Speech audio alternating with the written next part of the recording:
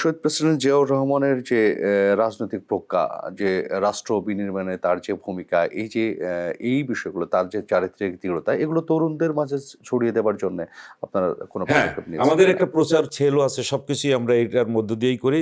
শহীদ president Ziaur রহমানকে বুঝতে হলে যদি তার 19 দফা কর্মসূচি এইটা পুঙ্খানুপুঙ্খভাবে সাধারণ মানুষের মধ্যে দেওয়ার জন্য আমরা প্রচারপত্রে বই টই আকারে আমরা তাদের মধ্যে দিয়ে দিই।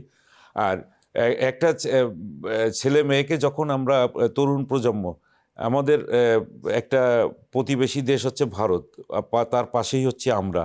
আমাদের দেশটা ছোট এবং ছোট হলেও আমরা স্বাধীন সার্বভৌম দেশ। ভারত একটা স্বাধীন সার্বভৌম দেশ। আমাদের সঙ্গে ভারতের রিলেশনটা কীরকম হবে, কূটনৈতিক সম্পর্ক যেটা হবে যে আমরা স্বাধীন সার্বভৌম জায়গা থেকে একেবারেই স্টেট টু স্টেট সম্পর্কটা আমরা রাখতে চাই। যে তোমার দেশের জনগণের যে চাহিদা, আমার দেশের জনগণের চাহিদা যদি সামঞ্জস্যপূর্ণ হয়, আমার স্বার্থ যদি সংরক্ষিত হয়, তাহলে আমরা সেই জায়গায় তোমার সাথে এগ্রিমেন্ট করতে চাই। কিন্তু বিগত দিনগুলোতে যে কাজগুলো হয়েছে, একেবারে মানে এমন এমন কথা শুনেছি যে কথাগুলো আমরা মানে উচ্চারণও করতে চাই, মানে পারি না। এরকম যে স্বামী স্ত্রীর সম্পর্ক ভারতের সঙ্গে আমরা এটা বলতে পারি, তাদের সঙ্গে আমাদের রক্তের সম্পর্ক, এটা কি বলতে পারি? আমরা এখন এই মুহূর্তে হচ্ছে স্বাধীন সার্বভৌম দেশ। আমরা যে কাজগুলো করব, আমার স্বাধীন রাষ্ট্রনীতি থাকবে, স্বাধীন সামরিক নীতি থাকবে, সব কিছু স্বাধীনভাবে আমরা সেটা চর্চা করব। একটা বড় দেশ হয়েছে, তার পাশে আমরা থাকবো আমার মাথা উঁচু করে থাকার মতো, এবং আমি কার সঙ্গে সম্মানের সম্পর্ক। এবং এইখানে কোনো রকম দাদাগিরি কেউ আমাদের সঙ্গে করতে আসুক, এটা আমরা চাই না। বিগত দিনগুলোতে এই কাজ হওয়ার কারণেই দেখেন জেনজিরা খেপে গেছে, এবং তারা এখনো পর্যন্ত বলে যে আমরা 7 সিস্টারকে আলাদা করে দেব, 7 সিস্টারের সঙ্গে আমরা একটা এমন সম্পর্ক করব যে আমাদের কাছ থেকেই সব নিবে। যে কথাটা আমি একটু আগে বলতে চাচ্ছিলাম, যে তারেক রহমান প্রধানমন্ত্রী, উনি যে সকালবেলায় অফিসে যান, উনি দেখাই দেন, উনি কিন্তু কাউকে নির্দেশনা দেন না যে আপনারাও আসেন। তা আমরা যদি এই একটা কাজ করতে পারি, যে 7 সিস্টারের সঙ্গে আমার তো কোনো শত্রুতা করার দরকার নেই, বৈরিতার দরকার নেই। আমি যদি এখানে একটা পোর্ট, মানে আমার সমুদ্রের যে সুযোগ সুবিধা আছে, আমি যদি এখানে হাব তৈরি করি, পোর্ট বন্দর তৈরি করি, বন্দরে এখানে সমস্ত জিনিসপত্র আসবে, যে জিনিসপত্রগুলো আসবে, পণ্য সামগ্রী আসবে, সেইটা যদি কলকাতার থেকে অর্ধেক দামে বা তার চেয়ে যদি 25%-ও কম দামে আমার কাছ থেকে পায়, তাহলে 7 সিস্টারের লোকজন কোন জায়গায় যাবে? তারা কি কলকাতায় যাবে, না আমার এখানে চট্টগ্রাম বা পায়রা বন্দরে এসে আমার এখান থেকে নিয়ে যাবে? তা আমাকে তো কিছু বলতে হবে না, আমি এখানে সিস্টেমটা এমন ভাবে করতে চাই যে আপনার সেট করতে হবে। হ্যাঁ, আমি তো কোনো আপনার উপরে কোনো কিছু জোর জবরদস্তি কোনো কিছু করতে চাই না। আমি জিনিসগুলো তৈরি করব, এখানে রাখবো, আপনার পছন্দ হলে আপনি নিয়ে যাবেন। তাহলে এর জন্য কোনো কিছু করা দরকার নেই। যেমন আমি দেখতাম ত্রিপুরা, এই সমস্ত জায়গার ওরা বইপত্র যে ছাপাতো আমাদের বাংলা বাজার থেকে, এই যে বাংলা বাজার থেকে নিয়ে যেত, তার কারণ হলো কলকাতা থেকে নিয়ে আসতে গেলে তার প্রায় এর দ্বিগুণ পরিমাণ টাকা খরচ করে ওখানে নিয়ে আসতে হতো। তা এই ফ্যাসিলিটিসগুলো যদি দেই, তাহলে আমরা তো ভালোভাবে আমরা অর্থনৈতিকভাবেই উন্নত হলাম, এবং ওই দেশের ব্যবসায়ীদের সঙ্গে, এই যে 7 সিস্টারে যারা ব্যবসায়ী আছে, তাদের সঙ্গে আমাদের ব্যবসায়ীদেরও একটা সম্পর্ক গড়ে উঠবে। তাহলে এই সুযোগটা কেন নেব না? নেদারল্যান্ড কি করে? নেদারল্যান্ড তো হচ্ছে গেটওয়ে টু মানে ইউরোপ, সেইখান থেকে সব কিছুই কিন্তু নেদারল্যান্ডের ভিতর দিয়েই যাচ্ছে। মানে এখানে একটা প্রসঙ্গ চলে আসে যে বিনিয়োগ, সেই বিনিয়োগটা আসলে কিভাবে হবে? আচ্ছা, বিনিয়োগের ব্যাপারটা দাঁড়াইছে, দেখুন গত 1.5 বছরের মতো অন্তর্বর্তী সরকার, তারা হয়তো অনেক সময় বলার চেষ্টা করেছে, তাদের সময় বহু মানে ডিরেক্ট ফরেন ইনভেস্টমেন্ট, যেটা এফডিআই আমরা বলি, যেটা তো সেটা নাকি আসছে, কিন্তু এটা অর্থনৈতিক সূত্রের মধ্যে পড়ে না। কেননা অর্থনৈতিক সূত্রের মধ্যে যেটা হচ্ছে পুঁজি, উন্নয়নের পূর্ব শর্ত আসলে কর্মসংস্থান, স্থিতিশীলতা এবং কর্মসংস্থান। আপনার পুঁজিটা সব সময় কোন জায়গা খোঁজে? নিরাপদ জায়গা খোঁজে, যেখানে বিনিয়োগ করলে পরে সে বেনিফিট পাবে, সে লাভবান হবে, নিশ্চিত জায়গা। তাই সেই জায়গা হলো একটা নির্বাচিত সরকার ছাড়া, যে একটা নির্বাচিত সরকারের 5 বছর একটা টাইম আছে, যে যতভাবেই আন্দোলন সংগ্রাম করুক না কেন, এত একটা গ্রহণযোগ্য একটা সরকারের ফেলে দেওয়া একটু খুব কষ্টকর। এই জায়গায় 5 বছরের একটা টেনিউর, অনেকে আছে যে 2 বছরে আমার ইনভেস্ট হবে, পরবর্তী 3 বছরে আমার প্রফিটটা নিয়ে আমি চলে যাব। আচ্ছা, তারপরে এখানে বাংলাদেশে সবচেয়ে কম বেতন ভাতা দিয়ে কিন্তু আপনি অনেক বেশি শ্রমমূল্য এখানে অনেক কম। শ্রমমূল্যটা আপনি কিনতে পারেন।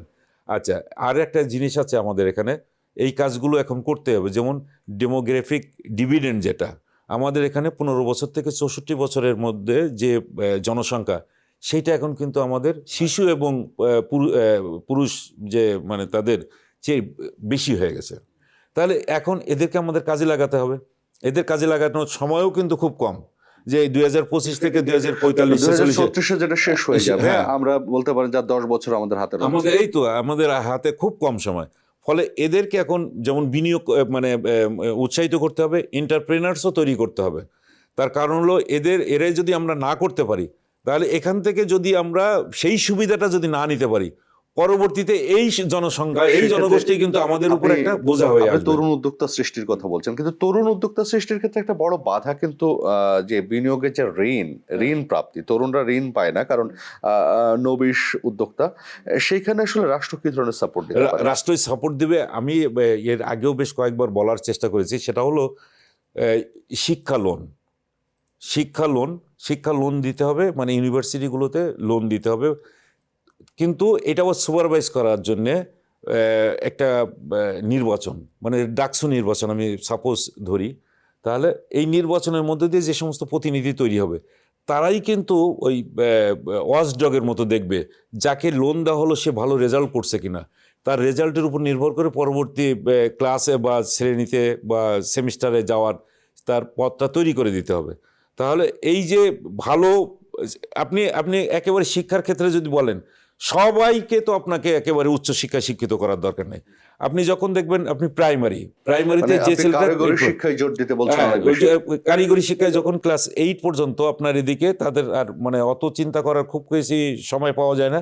তারা ক্লাস 8 থেকে যখন ক্লাস 9-10-এ যখন যাবে, আপনি এইখানেই তাদের চয়েসটা দিয়ে দেন যে ঠিক আছে, তুমি যদি এই ক্লাস 9-10 এবং ইন্টারমিডিয়েট মানে ফার্স্ট ইয়ার সেকেন্ড ইয়ার, এই 4 বছর তুমি যদি এখন কোনো মানে টেকনিক্যাল ভোকেশনাল কোনো ট্রেনিংয়ে চলে যাও, 4 বছর পরেই কিন্তু তুমি চলে যাচ্ছ ইনকামের মধ্যে ঢুকে যাচ্ছ, তোমার একটা নিশ্চিত গন্তব্যে আমরা পাঠিয়ে দিচ্ছি। আচ্ছা, আর বাইরে যারা একটু ভালো স্টুডেন্ট আছে, তাকে পড়ার জন্য আপনি ভার্টিক্যালি পাঠিয়ে দিতে থাকেন, সে তখন সেকেন্ডারি এডুকেশনে চলে যাবে। আচ্ছা, সেকেন্ডারি এডুকেশনেও আপনি একটা পার্ট করে দেন, যে আর যেতে চাচ্ছে না তাকে ওখানেই শেষ করে দিয়ে ওখানেই তাকে আর একটা টেকনিক্যাল কোর্সে পড়িয়ে, এবং যেটা বাংলা মাতৃভাষা এবং ইংরেজি ইন্টারন্যাশনাল ল্যাঙ্গুয়েজ, আর যে দেশে পাঠানোর আমাদের চাকরির সুযোগ সৃষ্টি আছে, যেমন জাপান এখন কিন্তু এই জায়গাটা তৈরি করছে, কোরিয়া কর্মসংস্থানের জায়গাটা তৈরি করার জন্য সেই দেশের ল্যাঙ্গুয়েজটা আপনি শিখাই দেন। এই শেখার মধ্য দিয়ে, কারণ আপনার শেখার সময়টা কিন্তু খুব যে বেশি থাকে, মুখস্থ করা বা জানা এটা খুব বেশি দিন কিন্তু টেকে না, হয়তো মাস্টার্স পর্যন্ত যাও, তো আমরা তো ওই পর্যন্ত যেতে চাচ্ছি না। আমরা চাচ্ছি যে ইন্টারমিডিয়েটে পড়ার পরেই তাকে আবার আরেকটা ল্যাঙ্গুয়েজ, আর আবার ক্লাস 8 থেকে আরেকটা গ্রুপ যারা এই 4 বছর পাবে, তাদেরকেও আপনি ওই ল্যাঙ্গুয়েজটা শিখাই দেন। তাহলে এর মধ্যে হচ্ছে কি, আপনি খুব কম সময়ের মধ্যে একটা দক্ষ জনশক্তি আপনি সৃষ্টি করে ফেললেন, নির্মাণ করে ফেললেন। এদেরকেই আপনি এখন বাইরে যে কোনো দেশে পাঠালেই পরে, এবং কম মূল্যে তাদের আরও কিছু ম্যানার ট্যানার শিখাই দিতে হয়।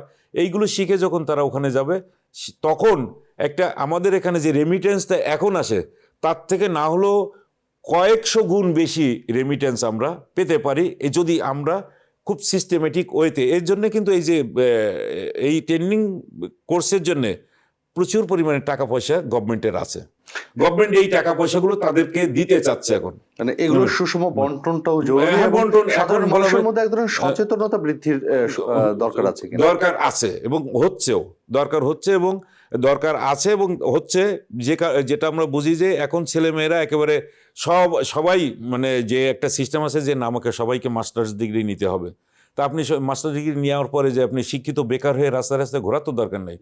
তার চেয়ে যদি আমরা তাকে ক্লাস 8 থেকে দ্বাদশ শ্রেণী পর্যন্ত এই 4 বছরের মধ্যে তাকে একেবারে পরিপূর্ণ কর্মক্ষম একটা জনগণ হিসেবে আমরা জনসম্পদে পরিণত করে ফেলতে পারছি 4 বছরের মধ্যে, তাহলে এই 4 বছরের সুবিধাটা তারা নেবে না? আমরা যে এখন সবাইকে বলি যে যতক্ষণ পর্যন্ত ছাত্র থাকে তখন কিন্তু সে ছাত্রই থাকলো, কিন্তু সম্পদে পরিণত হলো না।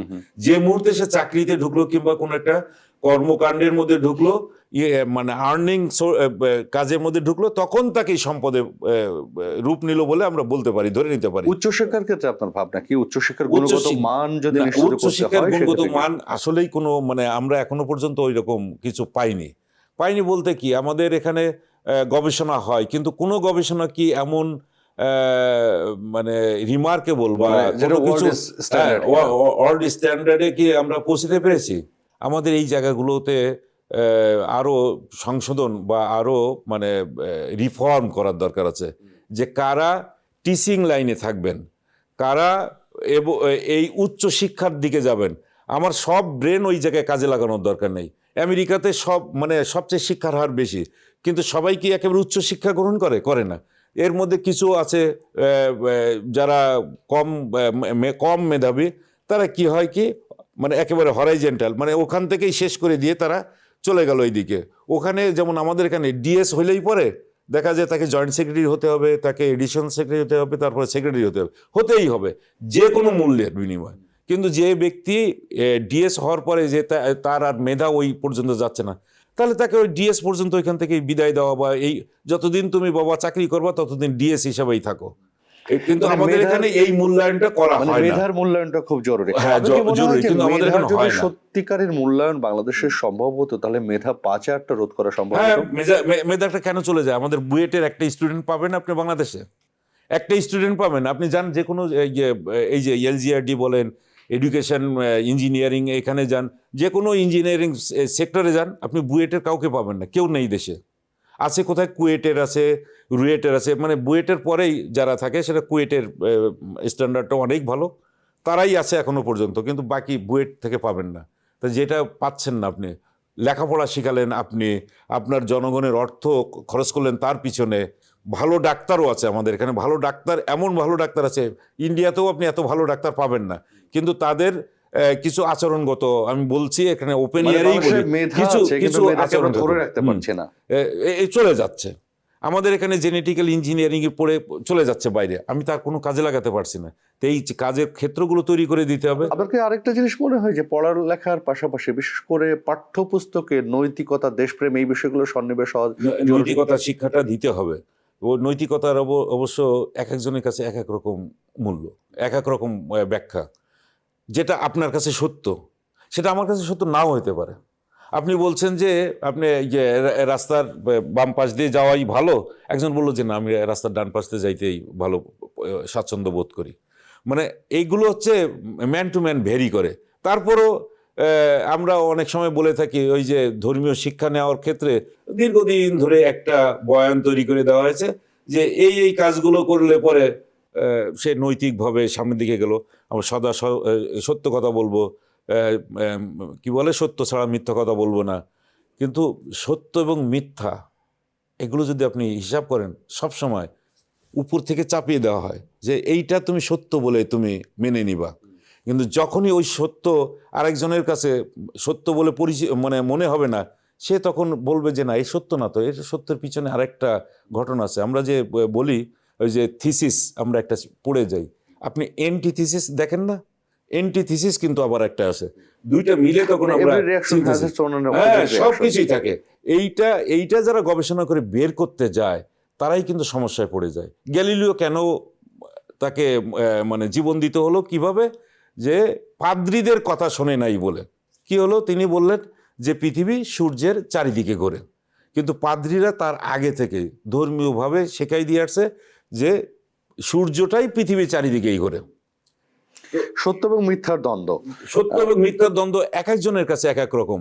আপনি এটাকে দেশপ্রেম প্রসঙ্গে কি বলবেন? হ্যাঁ, দেশপ্রেম প্রসঙ্গে, দেশপ্রেম সম্পর্কে একেবারে মানে আজকে দিনে যদি আমি দাঁড়িয়ে বলি, বাংলাদেশ নামক ভূখণ্ড আছে বলেই আমি আমিরুল ইসলাম কাগুজি। আজকে বাংলাদেশ নামক ভূখণ্ড আছে, আমার পাড়া প্রতিবেশী আছে, সবাই মিলে আছে বলেই আমি আমিরুল ইসলাম কাগুজি। তাদের প্রতি এবং এই দেশের প্রতি আমার কন্ট্রিবিউশনটা সর্বোচ্চ পর্যায়ে দিতে হবে। এটাই হচ্ছে, এর বিকল্প কিছুই আমরা নেই। স্বাধীনতার মাসে রয়েছি, মার্চ মাস এটি, স্বাধীনতা মানুষের মুক্তিযুদ্ধ, এই জায়গায় নিয়েও আমরা দেখছি যে এই ৫৫ বছরেও বিভিন্ন ধরনের বয়ান তৈরি করা হয়। বয়ান এই তৈরি করা হয়েছে, বিষয়টাতে নিয়ে আপনি না কি বলবেন? বয়ান তৈরি করা হয়েছে, এটার উপরে আমি অনেক কাজ করেছি। এই দেখেন, স্বাধীনতার ঘোষণা নিয়েও কিরকম মানে এত জটিলতা সৃষ্টি করা হয়েছে। আরে বাবা, সব কিছুই সবাইকে করতে হবে এমন কথা না। রাজনীতি দীর্ঘদিন ধরে আন্দোলন সংগ্রাম করে এসেছেন শেখ মুজিবুর রহমান, তিনি আওয়ামী লীগের ব্যানারে রাজনীতি করে এসেছেন। ৭০-এর নির্বাচনে তিনি এককভাবে বাংলাদেশে যে সংখ্যাগরিষ্ঠতা অর্জন করেছেন, মানে ভূমিধস বিজয় অর্জন করেছেন। তিনি তো এই পূর্ব পাকিস্তানের না, তিনি দুই পাকিস্তান, পশ্চিম এবং পূর্ব পাকিস্তান দুইটা মিলেই তিনি সংখ্যাগরিষ্ঠতা অর্জন করেছেন, প্রধানমন্ত্রী হবেন। একজন প্রধানমন্ত্রী যখন হবেন, সেই প্রধানমন্ত্রী কিভাবে, এদেরকে বোঝানো যাবে না, সেই প্রধানমন্ত্রী কি কোনো দিন একটা দেশ ভাগ করার দায় দায়িত্ব নিতে চায়? আমি পাকিস্তান ভাগ করব, আমি পাকিস্তানের প্রধানমন্ত্রী হচ্ছি, যেখানে আমাকে বলেই দেওয়া হয়েছে ৩রা মার্চে যখন সংসদ অধিবেশন হবে, সেখানে আমি প্রধানমন্ত্রী হিসাবে শপথ গ্রহণ করব। তাহলে কেন আমি এই দেশটাকে ভাগ করব? এটা একটা শেখ মুজিবের জায়গা থেকে কোনো রকম আপনি দোষের দেখতে পান না। ৭ই মার্চের ভাষণের জায়গায় যদি আমি নিয়ে আসি, ৭ই মার্চের ভাষণের কত একেবারে গুনে গুনে কিন্তু উনি শব্দগুলো ব্যবহার করেছেন, গুনে গুনে। কোনো জায়গায় একবারও কিন্তু স্বাধীনতার ঘোষণার কথা বলেন নাই।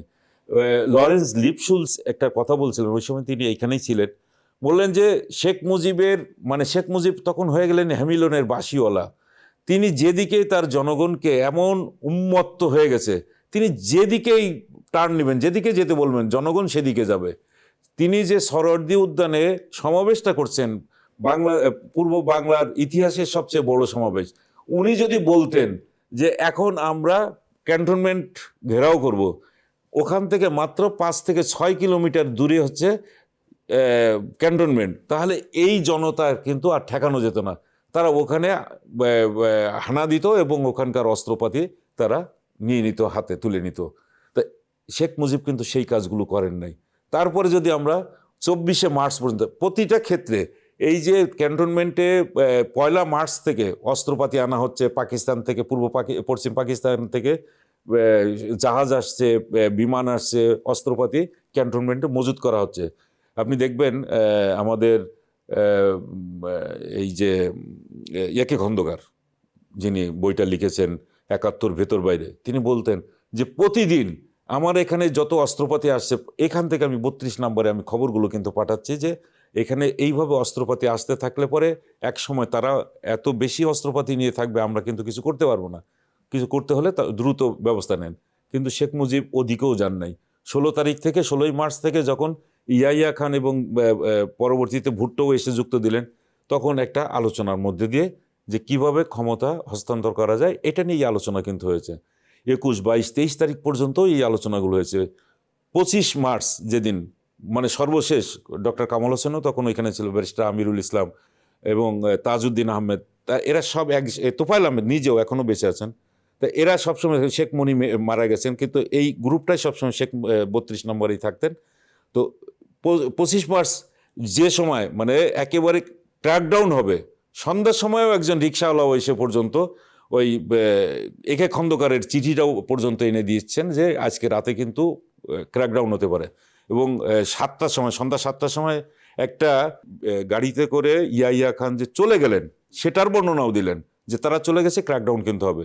তারপরেও শেখ মুজিব কিন্তু কোনো রকম মানে উচ্চবাচ্য করলেন না। এই সময় তাজউদ্দিন আহমেদ নিজেই বলছেন যে লিডার, আপনি তো চলে যাবেন, কার নামে আমরা যুদ্ধ করব যদি আপনি না থাকেন, যুদ্ধ করব কার নামে, একটা ঘোষণা পর্যন্ত দিয়ে যান। টেপ রেকর্ডার পর্যন্ত সামনে নিয়ে হাজির করা হয়েছে। সেটা তো তিনি বললেন যে তোরা নাকে তেল দিয়ে ঘুমায়, কোনো সমস্যা নেই, আমি ২৭ তারিখ হরতাল দিয়ে দিয়েছি, যার যার মতো যে ঘুমিয়ে থাক, এখন আর দরকার নেই। আর আরেকটা কথা আমি বলতে চাই, সেটা হচ্ছে শেখ মুজিব কিন্তু ২৩ অথবা ২৪ তারিখে একটা ইন্টারভিউ লা মদ ফ্রান্স থেকে প্রকাশিত হয়, সেটা অবশ্য ছাপা হয়েছিল ৩০ তারিখে, ৩০শে মার্চে। সেইখানে তিনি ওই ইন্টারভিউতে বলছিলেন, আমাকে যদি পাকিস্তানিরা যদি অ্যারেস্ট করে না নিয়ে যায়, তাহলে কি করবে, বামপন্থী রাজনীতিবিদরা আমাকে তুলে নিয়ে এমন এক জায়গায় রাখবে, তারা ঘেরাও করে রাখবে এবং আমার নামে তারা স্বাধীনতার ঘোষণা দিয়ে তারা পুরা যুদ্ধের নিয়ন্ত্রণটা এই বামপন্থীরা নিবে, আমি সেটা হতে দিতে চাই না। বামপন্থীদের সঙ্গে কিন্তু শেখ মুজিবের একেবারে মনস্তাত্ত্বিকভাবে বিরোধ সব সময় ছিল। তো এই ঘটনাটাও আছে। তো যখন তাজউদ্দিন আহমেদকে এই ধরনের কোনো ঘোষণা না দিয়ে চলে গেলেন, তাজউদ্দিন আহমেদরা ওখান থেকে চলে গেলেন প্রায় 10:30টার দিকে রাত, এই 25শে মার্চ। এবং শেখ মুজিব যখন ডক্টর কামাল হোসেন যখন বেরিয়ে যাচ্ছেন, এক মিনিট শেষ করে দিই, ডক্টর কামাল হোসেন যখন বেরিয়ে যেতে চাচ্ছেন, তখনও শেখ মুজিব তারে জিজ্ঞেস করছে যে টেলিফোনটা আসছে কিনা, মানে অর্থাৎ শেষ সমঝোতাটা করার কথা ছিল পীরজাদার সঙ্গে। তখন বললেন যে ডক্টর কামাল হোসেন বললেন যে না, ওই ফোনটা তো আসে নাই। তখন ওইটা বলেই ওনারা 3জন বেরিয়ে আসছেন, এবং পরবর্তীতে এই 3জন কিন্তু যাওয়ার কথা ছিল ইন্ডিয়াতে। ডক্টর কামাল হোসেন আর যাননি, 27 নম্বরে উনি থাকলেন। শেখ মুজিবকে তো অ্যারেস্ট করা হলো 12টার দিকে, আর তাজউদ্দিন ডক্টর কামাল হোসেনকে কিন্তু ওই একই বিমানে করে তিনি লাহোরে চলে গেলেন। আর ডক্টর কি বলে তাজউদ্দিন আহমেদ এবং ব্যারিস্টার আমিরুল ইসলাম, এই 2জন গেলেন ইন্ডিয়াতে, তারা ওইখানে বসেই যে কাজটা করলেন। আর ঠিক এইটা যখন এইদিকে একটা ঘটনা ঘটছে, আর চট্টগ্রামের দিকে হিসাব করে দেখেন, ওখানে 8ম ইস্ট বেঙ্গল রেজিমেন্টে তখন কমান্ডার ইন চিফ ছিলেন হলো জাঞ্জুয়া, সেকেন্ড ইন কমান্ডার ছিলেন মেজর জিয়া। তো মেজর জিয়াকে মারার জন্যে জাঞ্জুয়া তাকে বললেন যে তুমি এখন সোয়াত জাহাজ থেকে অস্ত্র খালাস করে নিয়ে আসো। তো কয়েকবার বলার পরেই তিনি গেলেন, এবং যাওয়ার পথে 16 শহর পর্যন্তই যেতে পারছিলেন। রাস্তায় একেবারে পুরাপুরি ব্যারিকেড দিয়ে এমন অবস্থা হলো, যেতে পারছিল এটায়। By this time Chowdhury Khaliquzzaman, তিনিও ক্যাপ্টেন ছিলেন তখন, যে বললেন যে উনি দ্রুত গাড়ি নিয়ে চলে গেছিলেন, যে দেখলেন যে জিয়াউর রহমান ওই রাস্তা পরিষ্কার করছেন।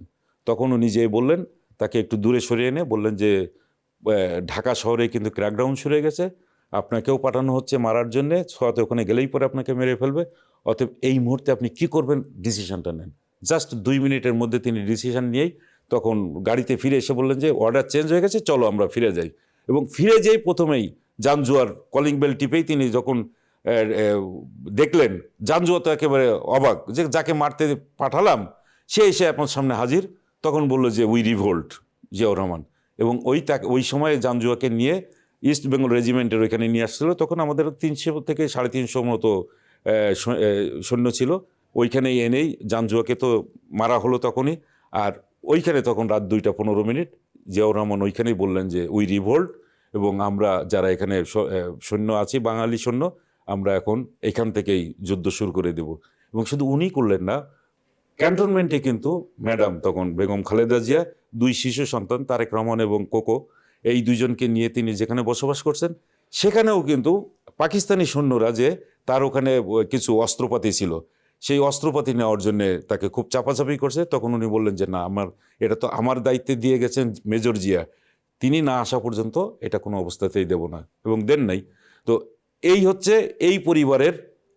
এবং পরের দিন যেহেতু তিনি কালুরঘাট থেকে স্বাধীনতার ঘোষণা দিলেন, এবং প্রত্যেক জায়গায় এটা ওই সময় যতগুলো প্রত্যেকটা পত্রপত্রিকা যদি দেখেন, 55 বছরে আমরা কেন ইতিহাসের যে বয়ান, সেই জায়গায় একটা জায়গায় জাতি হিসেবে একটা জায়গায় আসতে পারছি না। খুব সংক্ষেপে যদি বলেন। একদম সংক্ষেপে আমি বলি, একটা হচ্ছে দলিল আর একটা হচ্ছে মিথ।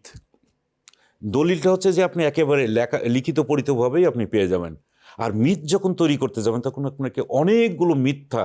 আপনার এই জন এফ কেনেডি, মার্কিন প্রেসিডেন্ট, উনি এই মিথ সম্পর্কে একটা সংজ্ঞা দিয়েছিলেন।